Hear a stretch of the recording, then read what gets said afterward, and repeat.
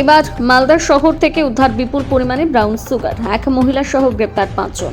দ্রুতদের পেশ করা হলো মালদা জেলা আদালতে। জানা যায়, ইংলিশ বাজার থানার পুলিশ গোপন সূত্রে খবর দিয়ে মালদা শহরের কুলিপাড়া এলাকায় হানা দেয়।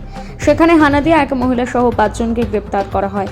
তাতে হেফাজত থেকে উদ্ধার হয় 5 কেজি 808 গ্রাম ব্রাউন সুগার। জানা গিয়েছে ধৃতরা কালিয়াচক এবং ইংলিশ বাজারের বাসিন্দা। জানা গিয়েছে ধৃতরা হলো সামিউল্লাহ মমিন, জবিউল্লাহ মমিন, মাসুম শেখ, সাদিকুল মমিন এবং পিঙ্কি মাহাতো। পুলিশ সূত্রে জানা গিয়েছে তারা ব্রাউন সুগারগুলো নিয়ে পাচারের উদ্দেশ্যে জমায়েত হয়েছিল, কিন্তু তার আগেই তাদের গ্রেপ্তার করা হয়। তবে ধৃতরাই ব্রাউন সুগারগুলো কোথা থেকে নিয়ে এসেছিল, কোথায় পাচার করছিল তা জানা যায়নি।